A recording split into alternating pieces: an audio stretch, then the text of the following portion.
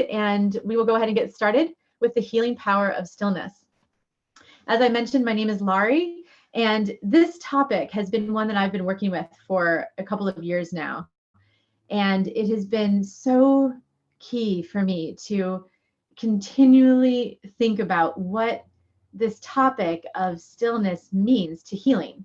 And everything you're going to hear today comes from my work as a Christian Science practitioner. So what that means is that I am a full-time practitioner of the Christian Science faith, and I work with individuals who are relying on prayer and spiritual means for healing. And so all of the ideas you're going to hear are coming from my practice as a Christian Scientist. And this idea that stillness relates to healing is one that's rooted in the Bible, and we'll talk more about that. But it's also just one that, as we find that we practice it in our lives, that it has sort of a direct effect, a direct healing effect. And I find that for me, throughout the time that I've been working with this topic, it's been deepening and sort of deepening and broadening at the same time to continually show me that stillness is not maybe what we think it is. That 4 years ago, when I started working with this idea, that what I thought stillness was is not the same thing that I think of it now. And I'll just start off, I guess, we'll get into that more, but I'll start off with a story, and I'll just bring up here a photo for you. So just give me a minute. We're going to share the screen, and you'll be seeing a photo on your screen now of a cello. And this is a story that it really inspired me when I heard it. It's about a man who was living in Sarajevo back in many years ago during the Bosnian Civil War.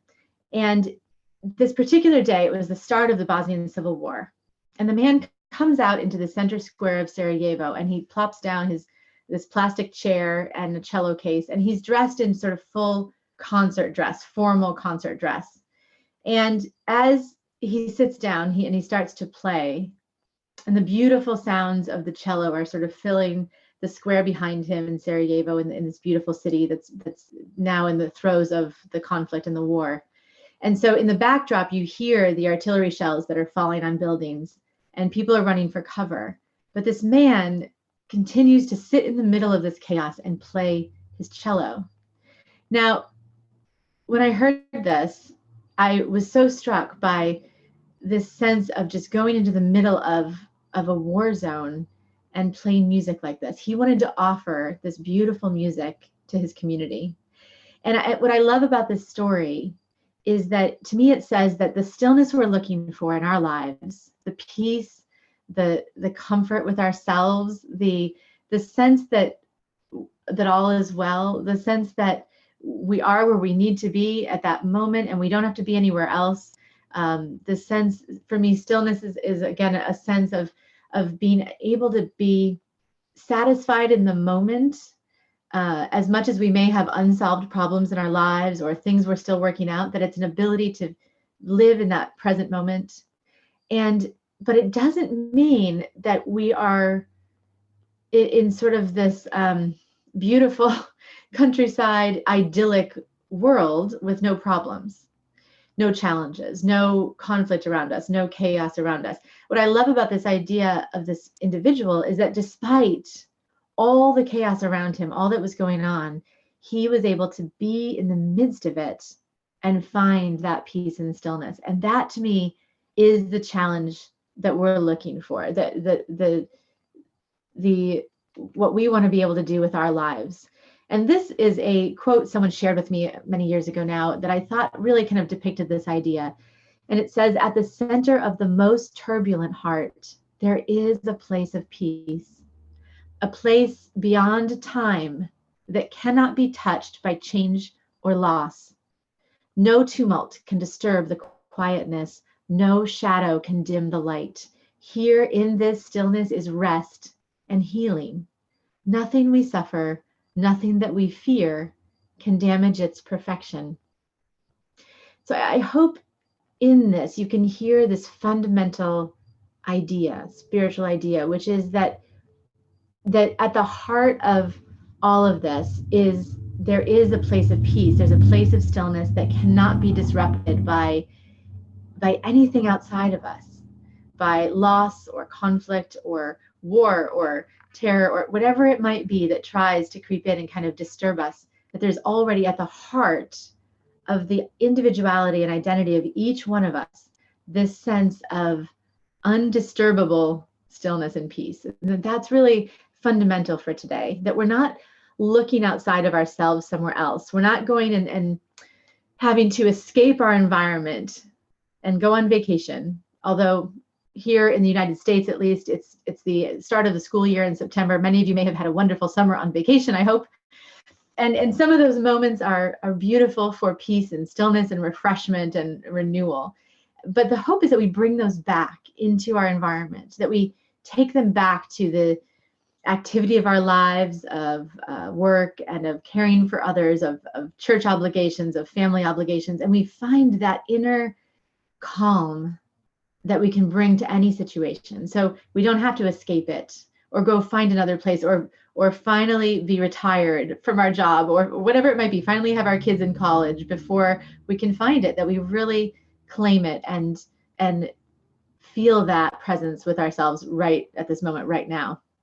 So there's an analogy that that I like, and actually I thought of another one as I was preparing for the talk today. So on the screen you'll see a picture of a cello, but before we get to that analogy, I just want to sort of reiterate to me too that stillness, the word to be still, of course, can mean stopping our activity completely and just physically not moving.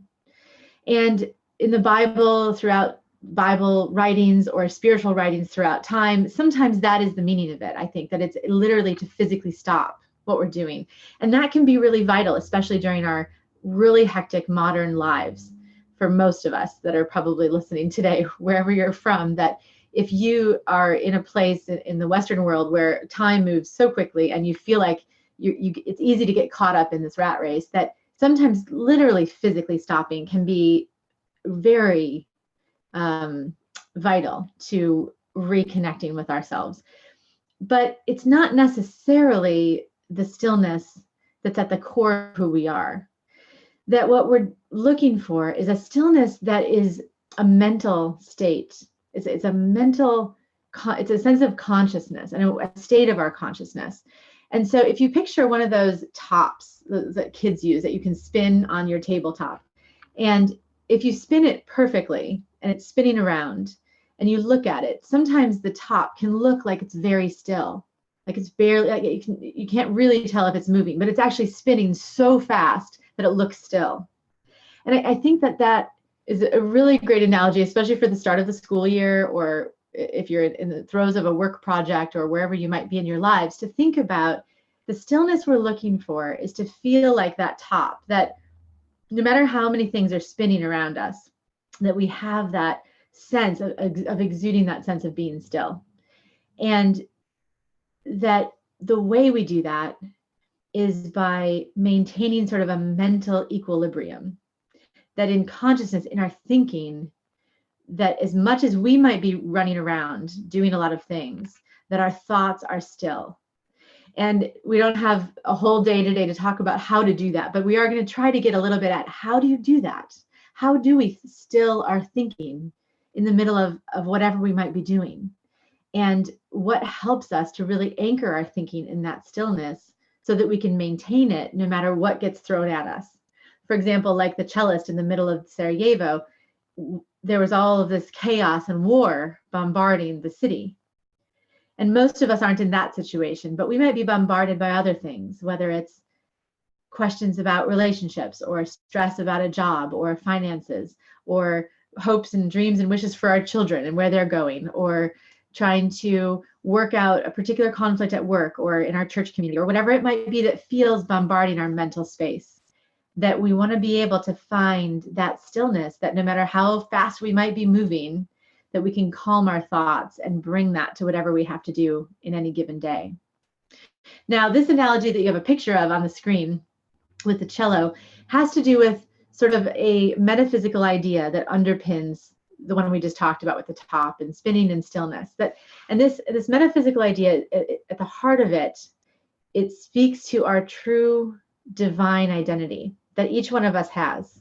that we have a divine consciousness that we may not always recognize or be aware of every single moment of the day, but if we start to really identify ourselves first with divine consciousness on any given day, as opposed to what we look like or what we're wearing or our job or et cetera, what geographically where we live, et cetera, that if we can focus more on a divine presence being with us, then it has the effect of bringing us to that place of stillness mentally. So this is sort of the first tool.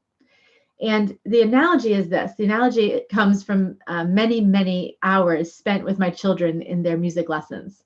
So I have a violinist and a cellist, each of my children.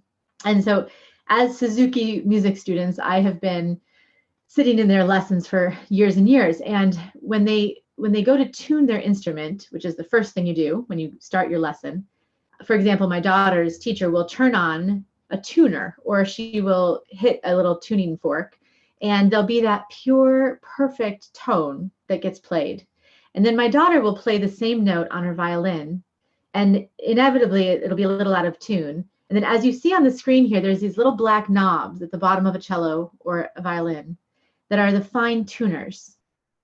And so she will fine tune her instrument to the pure, perfect tone. And when it gets perfectly aligned, you can't tell if there's two things going on. You can only hear one sound in the room. And what I love about this analogy is that to me is the goal of stillness for me, that it's about aligning ourselves with God, with truth, with divine consciousness on a daily basis, with divine love. And that whatever would try to knock us off kilter or get us out of tune is our real work during the day. That even if we have a particular job or lots of responsibilities, that underneath all of that, our real work is keeping ourselves in tune as much as possible, moment by moment, with that sense of divine presence and divine love. And that's challenging from time to time, but that's the goal, so that we can't be knocked off of our mental equilibrium, so that we can find it and stay there. And sometimes for me, that fine tuning can look like many different things, but it's useful for us to think about what that looks like for you. So for example, sometimes it can literally mean pausing in the middle of your day and just thinking about something other than work or other than your responsibilities. Maybe you think about a spiritual idea, or you ponder some particular quote or some inspirational idea that you had been thinking about earlier in the day, or you hold that with you. So whatever it is that takes your thought off of sort of the physical things in front of you and sort of uplifts it a little bit, turns it away from all the worldly things and just takes it a little bit out of that sort of worldly environment, that can be a tool to sort of bringing us, kind of aligning us again with that spiritual consciousness. And sometimes it's just a matter of remembering to do that, remembering to pause and sort of reconnect, realign ourselves, and to retune our own self to God, to divine love. And we'll talk about that concept of God in just a moment. But even with an instrument like the cello or the violin, a student needs to tune periodically throughout the day. If they play for a whole day in an orchestra, for example, inevitably just from the playing, they get out of tune. And so they have to continually retune. And they're listening to that pure tone and then aligning their instrument with it. And I think that's a great analogy for us, that we number one, know what that pure love, that pure truth, that pure consciousness is. And number two, that we continually focus on tuning ourselves into it. So let's talk about that briefly for a minute. What is that pure sense of love or truth or consciousness? What does that look like? Well, for me, my understanding of God and my understanding of life and truth and love come from the books that you see on your screen, the Bible, and this book, Science and Health with Key to the Scriptures, written by a woman named Mary Baker Eddy, who was the founder of Christian Science. And for her, Christian Science was literally just the study of Christianity in a very open way. So rather than setting out to create a church institution and have followers for a church, what she was interested in initially was practicing what Jesus taught in the Bible in a way that people today could experience healing, in a way that people today could take the ideas of the Bible, put them into practice in their lives, and see results. No matter who you were, no matter what religion you were, no matter what your educational background was, that you could have that ability to do that. And that's what she wrote about in her book. And it's intended for anybody interested in learning more about spiritual healing. So in these books, it talks about God. And as you see in Psalms, one of the keynote ideas for this topic is be still and know that I am God. But sometimes I find that our concept of God is still rooted in kind of this personified image of a being who judges us, who is looking to us to see if we're sinners, if we're being good, if we're obedient, if we're not. There's certain evidence of this in the Bible, especially in the Old Testament. Some of the images of God that are brought up do lend itself to this image of God being a kind of a masculine being, sort of up in the sky somewhere, kind of looking down on humanity and sort of judging whether, the worth of each individual. But if we immerse ourselves more in the New Testament idea of God from the Bible, there's this sense of God as love, which is in 1 John. There's a sense of God being light and being a sense of presence that is about oneness, as opposed to about a separate entity that looks at us and to assess whether we're good enough. And there's wonderful passages in Corinthians about being already approved of by God, which contradicts that idea of this sort of distant being judging us, right?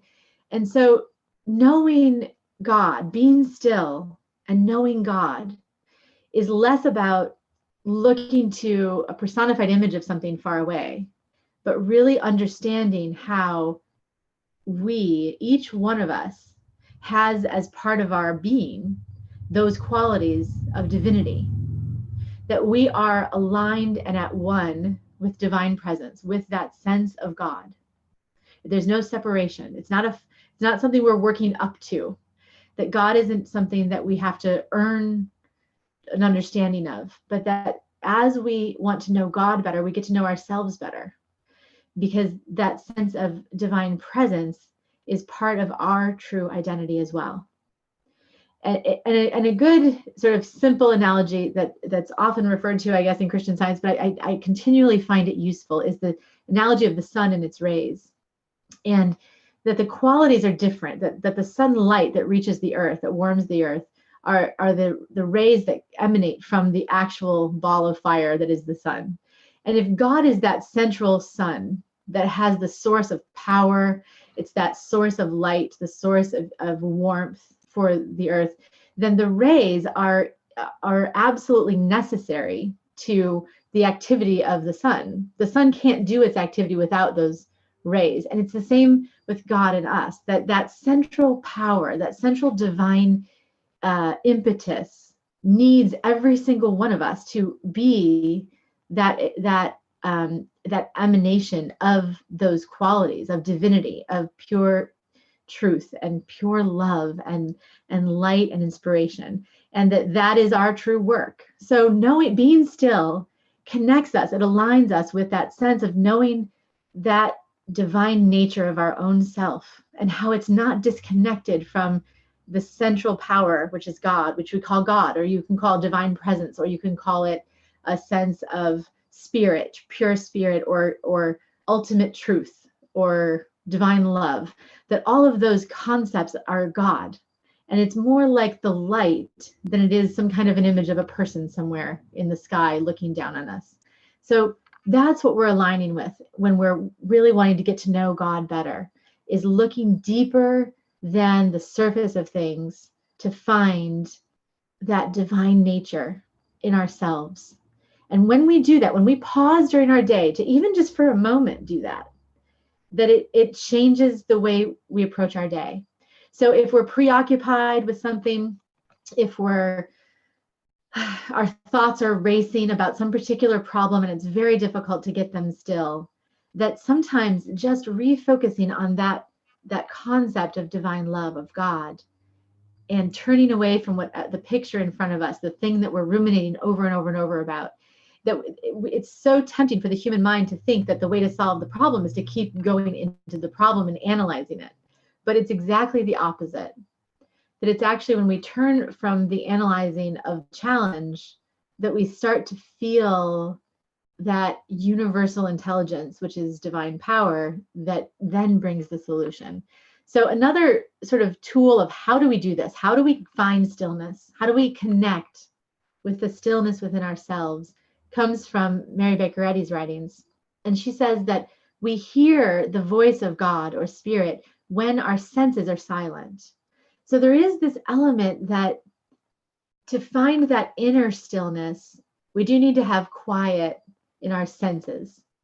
And it's about really learning to quiet down those racing thoughts.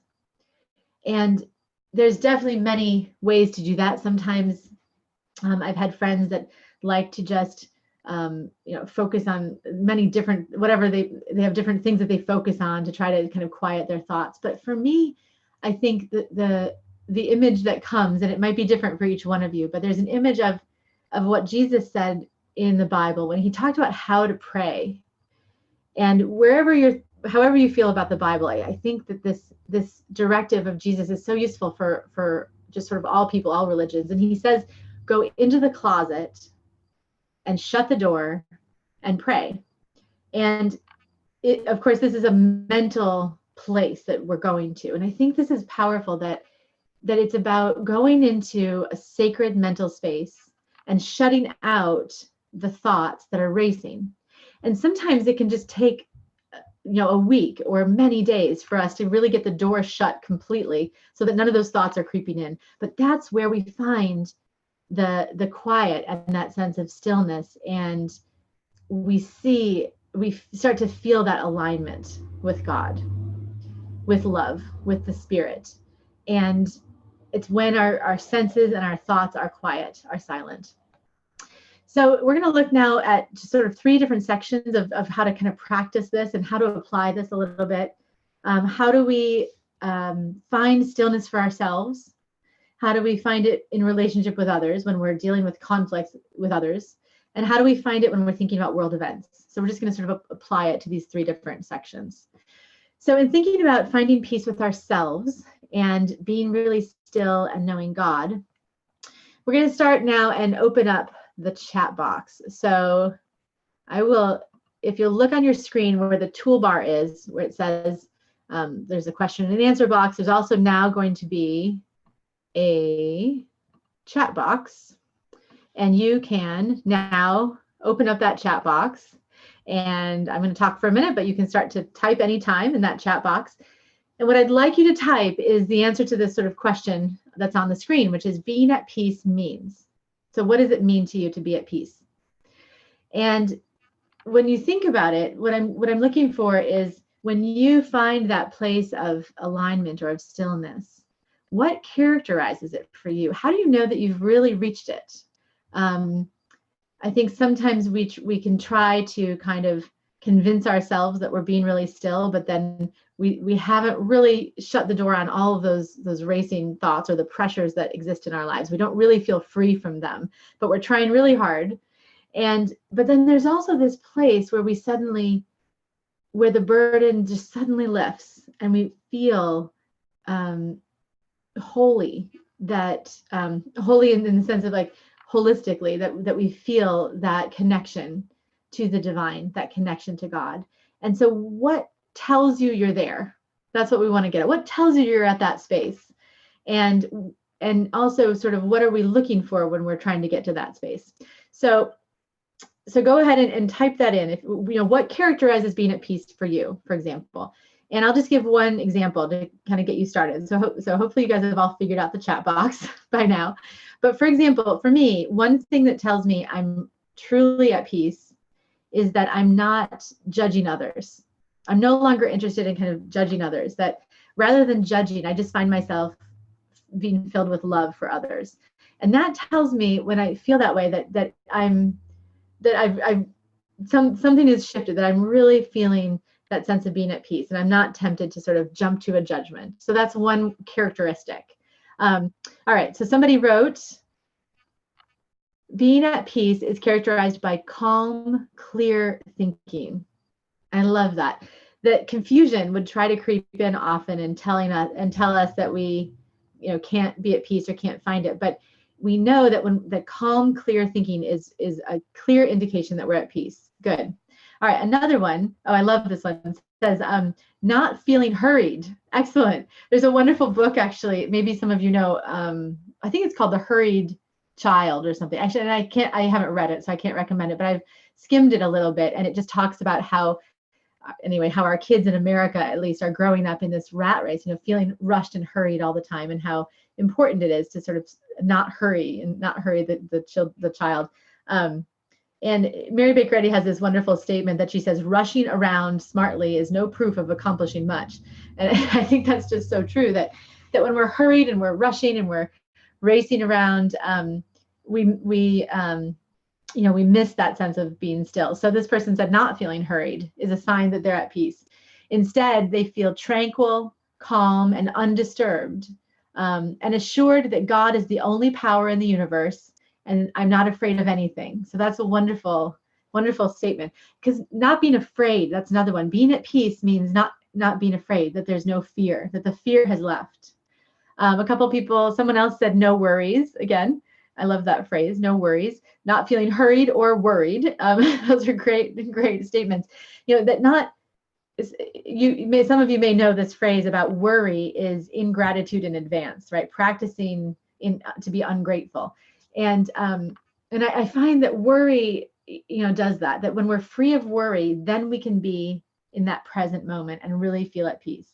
Someone else wrote, being at peace means forgetting self and going higher in thought. That's lovely. That when we're really at peace, our thoughts are not on ourselves. I was working with a young person just the other day, and we were having this conversation about how that that self-consciousness, being self-conscious in a situation, a professional situation, for example, it's because our thoughts are all wrapped up in us, me, how I'm being perceived, what others think of me, how I'm doing. Am I doing the right thing? Am I doing the best that I can? Am I being the best support I can be? Am I doing the right thing for but all of those questions that seem well-intentioned, that seem like I want to do a good job, I want to be excellent, are actually all focused on me and how I'm doing. And they're not taking our thoughts higher. So that's a wonderful sense, that uplifting our thought, going higher in our thought beyond ourselves. That's excellent. Somebody else wrote that being at peace means to be washed clean. Oh, that's a lovely, lovely sense, that when we feel renewed and sort of washed clean, that we know we're at peace. Oh, that's great. And sometimes for me, I feel washed clean when coming kind of through. If you think about your laundry, right? When you put the laundry in the laundry basket and it's all jumbled together and it looks like a chaotic mess, and then it goes through this cycle of being tossed around and thrown back and forth and deluged with water, and it comes out clean at the other end, right? And so sometimes it can feel like that, like we're being tossed around and there's this deluge and we're spinning around, but at the end we end up feeling that sense of being washed clean. And so I think that's a great analogy. Okay, so I'm just going to click here, and feel free to keep typing if you have other ideas, but we're just going to look at this list I have, which is by no means conclusive, but just some other thoughts I had. That when we're at peace, we feel harmony and a sense of oneness. We feel that oneness with others, that oneness with God. We don't feel so much of a distinction between us and the harmony in the universe. We feel really aligned with it. That we love and we don't judge, as I already mentioned.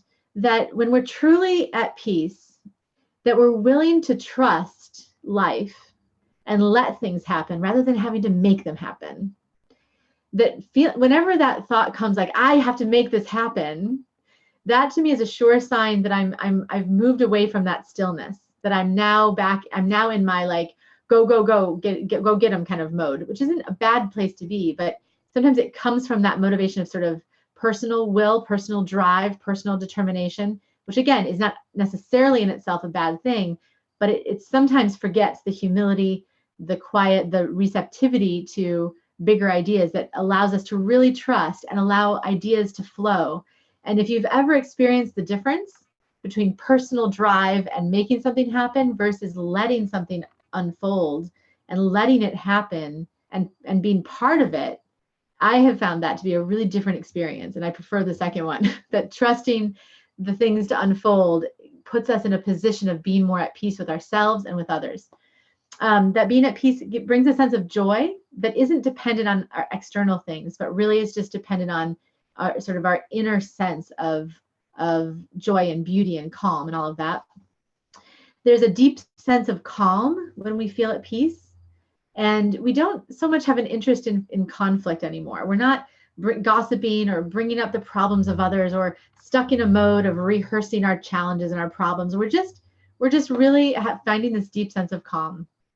And finally, satisfaction, living in the present moment, that we're rooted in the present and we're not going over the past over and over and over. We're not worried. Again, someone mentioned worried. We're not continually looking to the future for something to happen so that we can finally be happy or finally be at peace, that we're really living in the present. And again, I don't think this means that all our problems are solved or that we think everything's perfect in the world or perfect in our lives and we never need to strive for anything. I think this kind of satisfaction is just saying, I don't want to miss what's going on right now because there's good in this moment and I don't want to miss it. And I may not know where I'm going. I may not know what's coming necessarily. And I kind of want to know, but at the same time, I don't want to miss out on what's happening right this moment. All right. So these are just, again, practices, sort of understanding more deeply what does it mean to be at peace? And I think that's very related to that sense of stillness, that we're at peace when we're aligned with God, and that's where we find that stillness. And these are characteristics of it, of things that help us to recognize when we're truly finding stillness. All right, and so if you look over here now, and if you want to chat in the box, go ahead. I'm just going to pull up the list for the sake of time, but feel free to add in your own thoughts. The question on this part here is, where in life are we often challenged in finding that sense of peace and looking for peace? So I don't know if there's anything else you want to add to this list, to go ahead and type it in if there is, but from relationships to our finances, to the government and the sense of government or politics, to our career or our family issues, parenting our kids, maybe supporting our parents as well, world events, things that are going on in the news, just busy schedules, the stress of everyday life, and then our health. For example, challenges, wanting to really feel healthy and live a healthy life. So, so these are just some things that I know from my own practice, my own life, are places that we're often looking to find peace. And I'm going to tell you a story in a minute. I just want you all to, if you're on the video, I just want you to look at these two lists for a second. And on the left, the being at peace one, these are all qualities. They're not something you can buy. They're not physical traits, right? And the ones that you guys added, like calm, clear thinking, or not feeling hurried, these are all states of mind. And on the right, we have sort of the physical expression or physical outcome of where we're hoping to see those qualities expressed. And in healing, in getting to the healing aspect of stillness, that sometimes what happens, and I'm just going to close the chat box now because I think we're done with it. So thank you for contributing. But sometimes with healing, we start with a particular challenge. So let's just throw one out. So we have maybe a relationship challenge. That's number one on the list, right? And there's a particular relationship thing that maybe we're pondering over. We wish this relationship was different or had different qualities to it, or whatever it might be that we're working through and that we have questions about. And that often what can happen is that we start to sort of go through and think about and constantly have our thoughts centered on that relationship or that issue, that particular challenge. And we're trying to get to the harmony or get to the place of freedom or get to the place of satisfaction or whatever it is. But what I have found and what I find key in healing is that we start with the list on the left, that we focus first on those qualities of stillness. And for example, if we're experiencing conflict, then we want to look to this quality of maybe harmony, for example, and start to see it everywhere. Look for it absolutely everywhere and see how that then changes our experience of the conflict.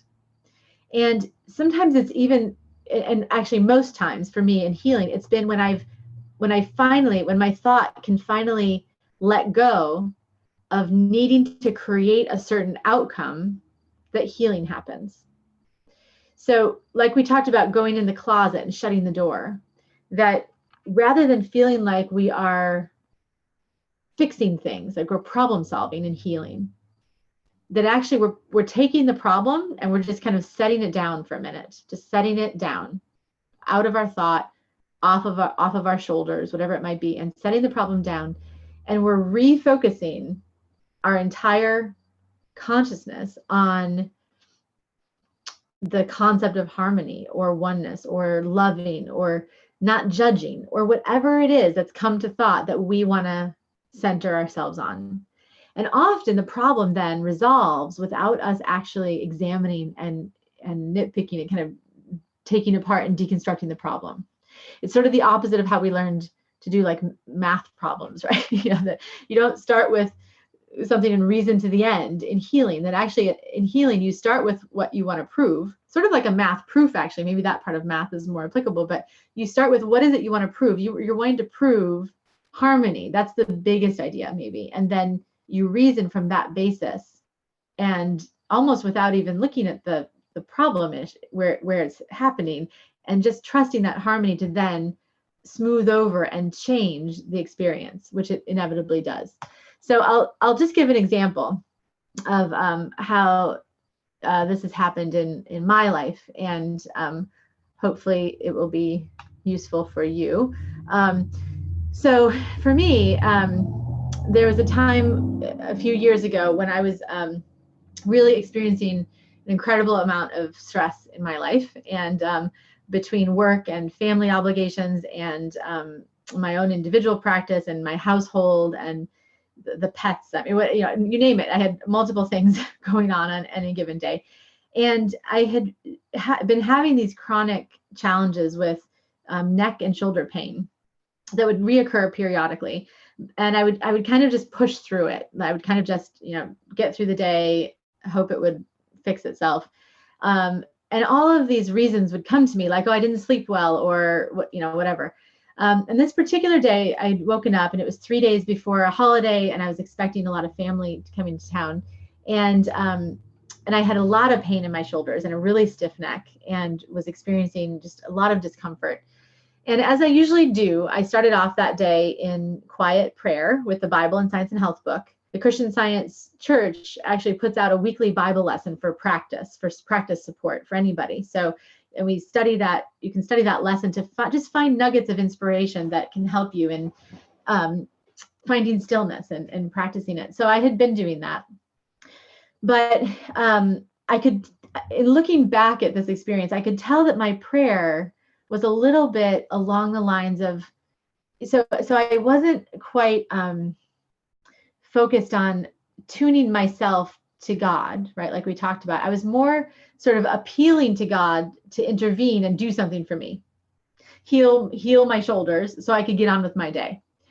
And this concept again, and it happens really subtly, that we don't realize this is the concept of God we're praying to, a God who hopefully kind of miraculously or magically will come and sort of do something in our lives and like change something, right? And we're hoping it'll happen, but we're not sure.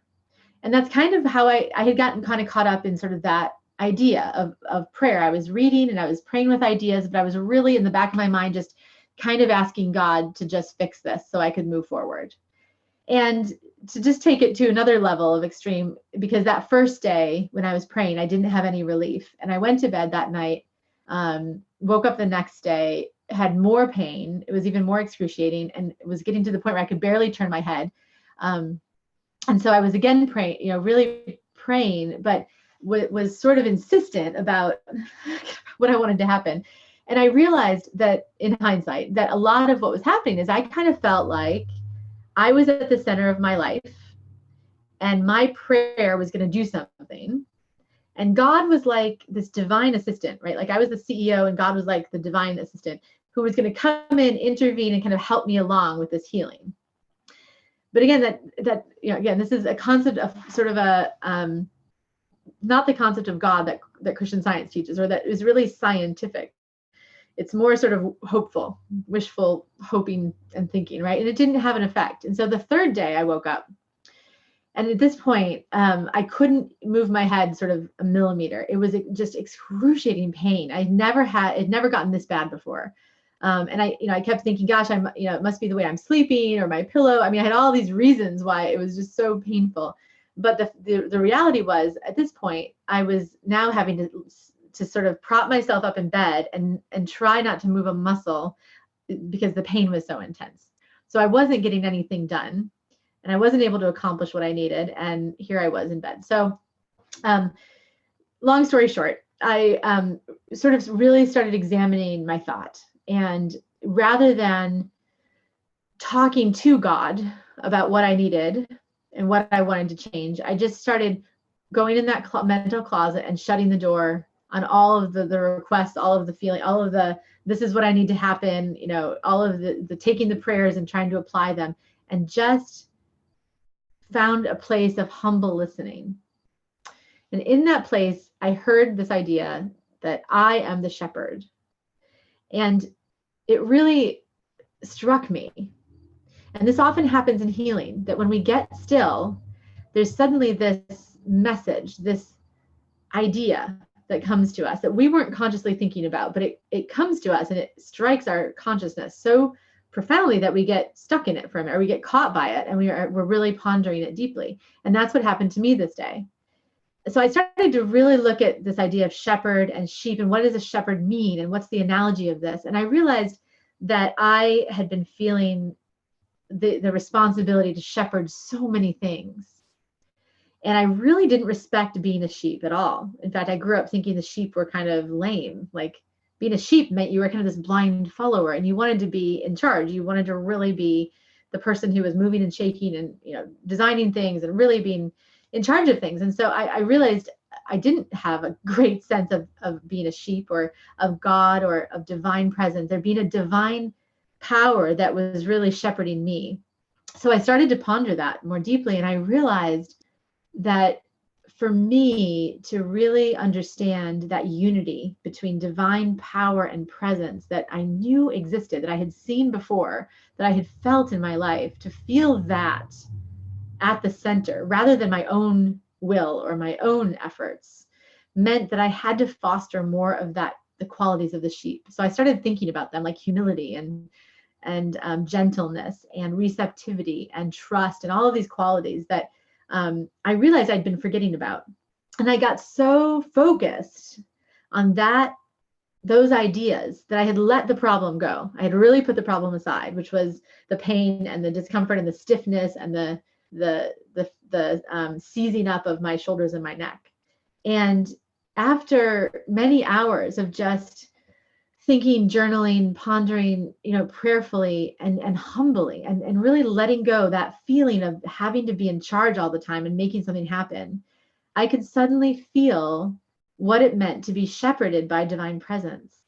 And that's when I felt my whole body just relax, and the pain went away, and I could move my head again, and I was free. All of the muscles, that whatever had been going on that had seized up, loosened. But it was the result of the change in my thought and my consciousness that had the effect on the body. And it was really that sense of being willing to let go of feeling even in charge of this healing and yield to that divine presence that I knew was powerful, that allowed that healing to happen. And it stayed with me. It was really striking. And the next day when I woke up, and I had, slept in the same way I normally sleep, and I woke up, and the first thing that popped in my head was, oh my gosh, what if the pain is back? Because it had been 3 days and it had really gotten kind of in my head. And before I started to move my head or sort of test to see if it was going to be painful again, I immediately went back to that sense of feeling shepherded, that I am the outcome of what God was doing, that there's this divine power and being that we are the result of, like the rays in the sun, right? And that when we think about that, when we align our thoughts with that idea that our nature is completely aligned and enmeshed with divine power that's universal, that's bigger than one person, that it calms us in an amazing way. And it sort of creates us in that image of divine light or divine presence, rather than in a physical body with problems and things that are not solvable quickly or easily. It shifts our self, that we become the result of consciousness as opposed to of a physical body. And that kind of metaphysical practice, that metaphysical idea, is possible for anyone really. And that was what was true. And so that morning when I was thinking about that, and then I turned my head and there was no pain, right? But it was interesting to me that even though in my thought, in sort of my head, I was thinking, oh no, the pain might be back, that I had already consciously evolved from where I had been the day before. And so I couldn't physically go back to that place. And so the pain really had fully left. So that experience, and I'll just pull up the next slide here real quick. That experience for me was really powerful. And I have a funny cartoon up here for you that I like. It's from sort of a Facebook analogy, and it talks about you can't unfollow me, I'm your shepherd. What I love about this is that this concept of being shepherded by divine power and presence, that we cannot disconnect from it. We can't actually unfollow it or be outside of that divine presence. It's just that some experiences in our lives make us have to stop and really realign and retune into God. Mary Baker Eddy said this. She said that there is a rest in Christ, a peace in love. The thought of it stills the complaint. The heaving surf of life's troubled sea foams itself away, and underneath is a deep, settled calm. And this is what I experienced, that reconnecting with that divine presence brought that deep, settled calm. Now, I know we're running low on time. I promise I will end in a timely manner. So we'll just kind of quickly touch on a few other ideas here, looking at relationships and being still and really seeking God in relationships. And the idea here that has really helped me is this idea of the Christ. And the Christ is a concept that, we think of the Christ as related to Jesus, but when Paul was traveling around, for example, after Jesus had ascended and left, that he talked a lot about how every one of us has the same mind that was in Christ Jesus. And what that means, as we understand it in sort of the metaphysics of Christian Science, is that this divine mind, this divine presence that Jesus was aligned with so purely and so perfectly that he could heal instantly anybody that came to him, that same power is a consciousness that's present with every one of us over time, even today. And that as we embody and align with that idea of the Christ, we can do this, we can practice in the same way that Jesus did, that's what we're working towards in our spiritual practice. So having that same mind that was in Christ. Now, just think for yourself for a moment. And actually, I will open up the chat box just so you can chat if you'd like while we're talking, because I'd love to have your thoughts about this. But what does it mean to have the mind of Christ? So Paul said this over and over. You have the mind of Christ. We have the mind of Christ. But if you're still by your computer, go ahead and go to the chat box again. I'd love to hear what you all think about that idea. About what does that look like to have the mind of Christ, and how do we know when we're doing it? So I'll just bring up some ideas here, but please add your ideas if you're at your computer and you want to chat. For me, as I'm thinking about this mind of Christ, it means a lot of things. The first thing often for me is that we stop reacting to circumstances. That having the mind of Christ means we're not so tempted to react to others, and that we get our thoughts directly from God, directly from divine consciousness. as opposed to what we see in front of us. And because of that, we can bring stillness to everything that we do, because the source of our thinking is not necessarily a reaction to what's in front of us. So as much as we feel it's very easy or very straightforward, very common, right, to see an event and react to it and think about it as a reaction, that what the mind of Christ challenges us to do is to see something happen and think about it differently, to think about it in a way it hasn't been thought about before, to think about it in a way that doesn't have a knee-jerk reaction, but that responds in a way that brings healing.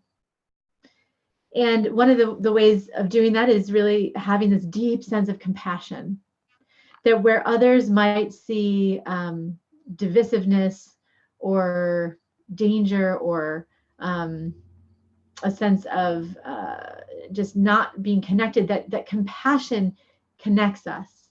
It thinks beyond ourselves, and it looks deeper than the surface material. And so even the worst egregious crimes, or the most sort of the worst situations in relationship, whether it's maybe it's a sense of joblessness in our community and young people creating havoc or wreaking havoc, or maybe just committing violent acts, whatever it might be, that we look in our communities and we think about being a challenge, that compassion looks beneath the surface. It doesn't excuse the wrong that someone else does, but it says, how can I understand this in a way that allows me to not get drawn into the drama, so that I can be a healing presence? And whether the other person accepts that or not is less important. What's really important is that we stay in that place as having that mind of Christ. So a couple other things on the screen. It's about equality. We don't feel superior to other people. The mind of Christ means that we're centered on God as opposed to centered on ourselves, and that our thoughts come from God, as we mentioned. And for me, recently especially, what this does, this mind of Christ, is that when we're in a situation with another person, let's say a family member, for example, and there's some kind of drama they're going through, and they want to draw us in and pull us into the drama and get us to be in the drama with them, that the mind of Christ is what stops us from getting sucked into that. And it gives us an ability to say, nope, I'm not going to go there. I'm going to stay on the rock of goodness, of trust, of truth, and know that this drama is not, that I'm never going to be helpful if I start to get into the drama. And even if at first that seems to disconnect us from others, the ultimate result in relationships is that the fire, whatever that fiery drama is, it just doesn't have anywhere to go. It can't be fed. And so it just drops, it just ends. And I've seen this happen over and over. And that's to me what the mind of Christ, that it really has that effect. Okay. Oh, I think I didn't open the chat. Sorry. You guys are probably wondering what happened to it. Anyway, now it's open. I don't know if you guys, sorry about that. If you're probably wondering what happened, but yeah, now the chat is open. If you did want to add anything about the mind of Christ, please jump in. I'd still love to have your thoughts. So I'll just tell a brief story as we're getting near the end here. Oh, thank you. Someone mentioned that Jesus said, "The prince of this world cometh and hath nothing in me." Oh, that's a wonderful idea, that the mind of Christ doesn't look to the world to bring us satisfaction. It doesn't look to the world to solve the problem. And that's a great example in this healing story that I have for you for now. And I'll just close the screen for a second. This healing story is from a friend of mine, and she woke up one morning and she just had this rash all over her body. And it was quite startling. She didn't know what was going on. And the first tendency was to kind of analyze if it was something she ate, or her husband was trying to help her. And he said, well, maybe it's some sort of new laundry soap that we use. So he was coming up with all these reasons why maybe there was this reaction and this rash. And ultimately, my friend sort of throughout the day struggled with praying about it. And finally, at the end of the day, she went for a walk. And then she and her husband were walking at night, and she still had this rash, this irritating, itchy rash covering her body. So they walk to this place in her town where it overlooks the river.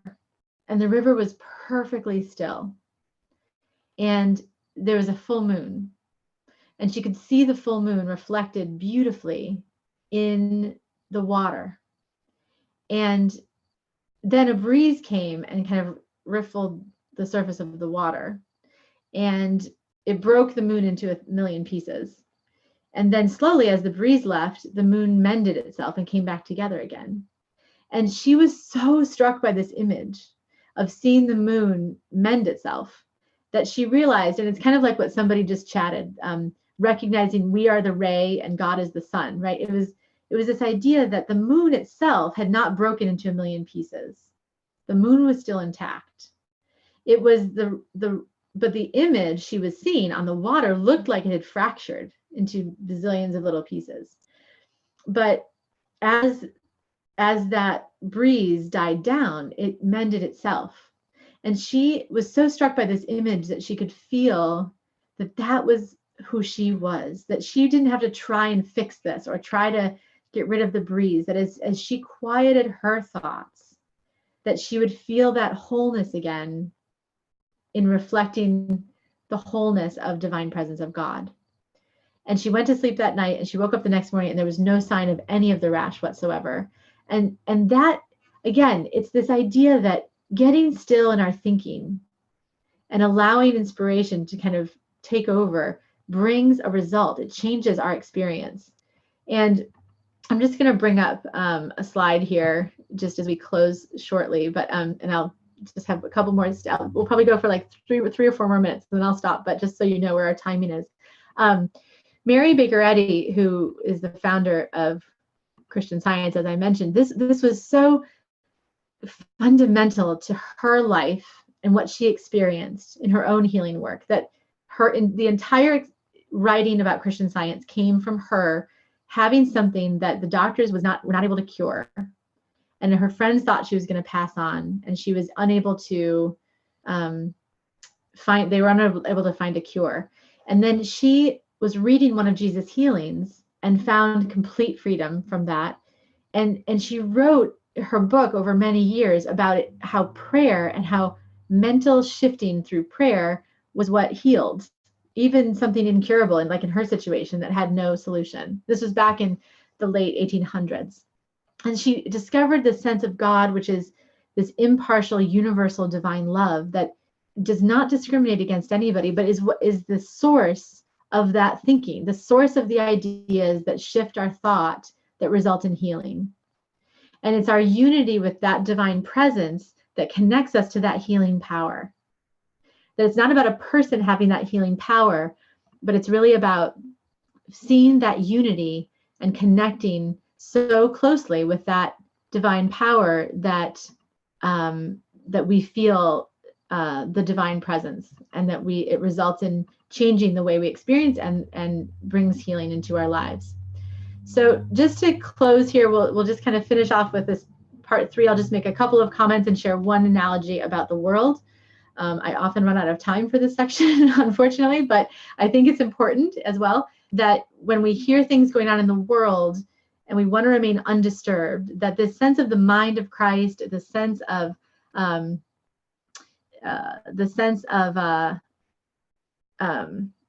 really going into the closet and shutting the door, that can really bring us into a place of finding that stillness. And it works too if we're agitated or concerned about what's going on in the world. I like what somebody said in the chat as well, that hate or evil cannot be barbed in the mind of Christ. That's a great analogy, that the mind of Christ doesn't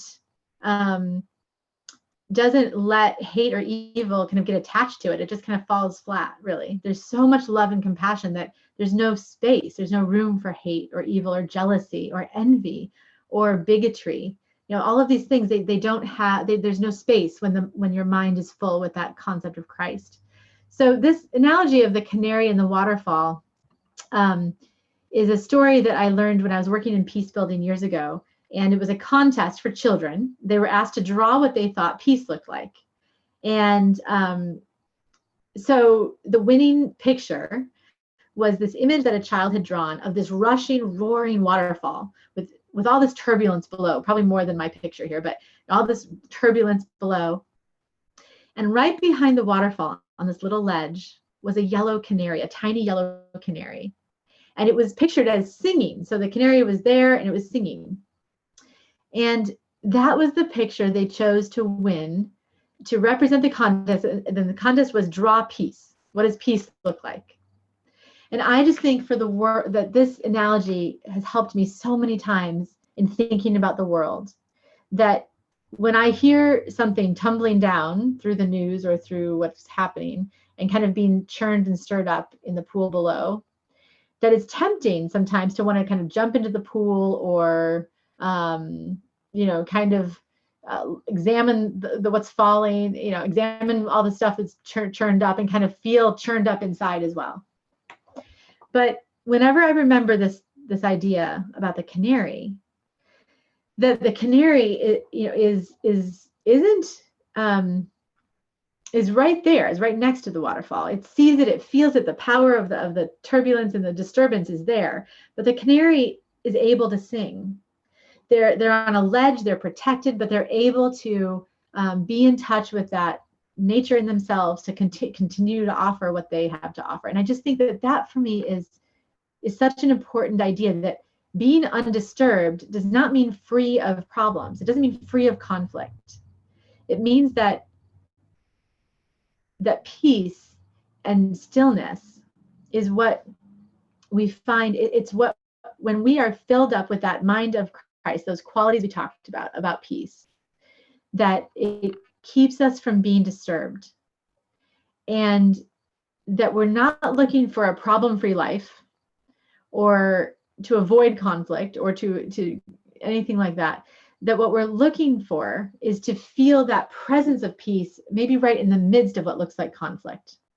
We do often want the problems to go away too, but more than ridding ourselves of a problem, healing is about filling ourselves up with the truth of divine presence. And there's a difference.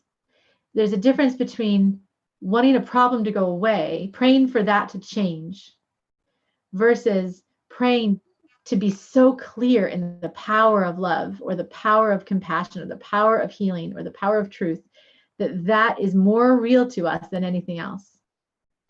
And that, to me, is what the canary in the waterfall story is about, and helps me so much in so many ways, but especially to think about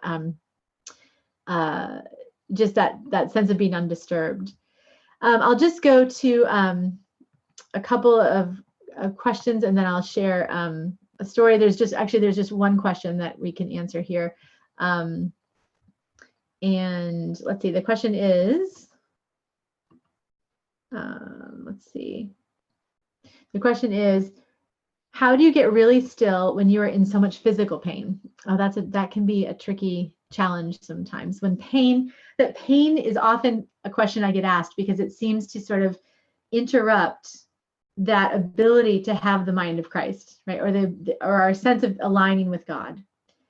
And in my experience, in the story that I shared about my shoulders and my neck and that sort of intense pain, I had to get to a place where I could physically just sit there and not move so that I could focus on prayer. But even if I just moved a muscle, the pain would be rather excruciating.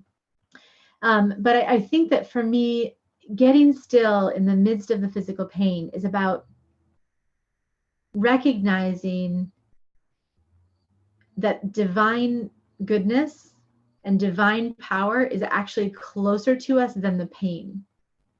So it's feeling closer to the presence of love and enveloped in that's even closer to us than whatever the pain is that we're experiencing.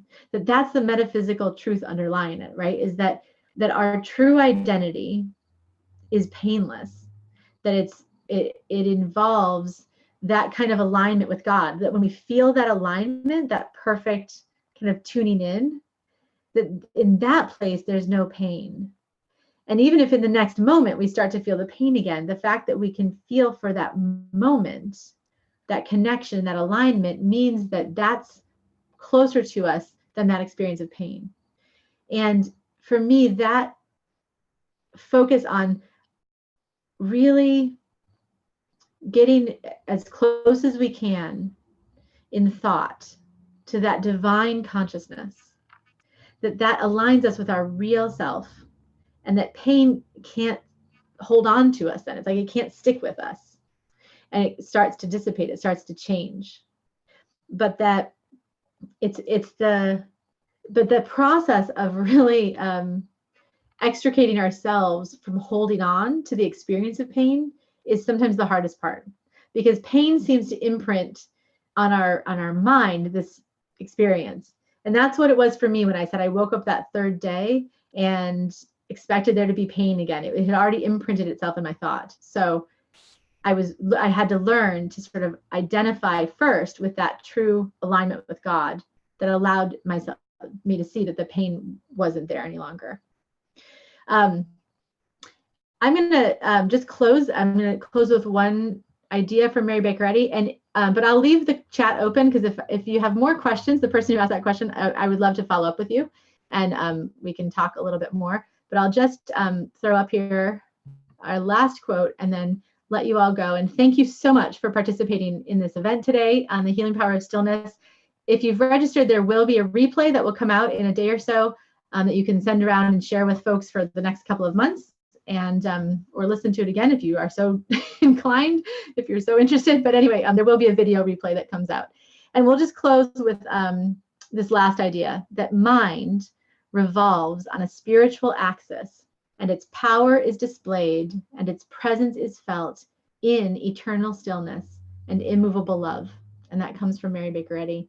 And it just really aligns us with that sense of there being an eternal stillness that every one of us has access to, no matter where we are, no matter what our experience is, or even how much pain is trying to interfere with that the eternal stillness is closer to our being than anything else, just like the rays and the sun cannot be disconnected.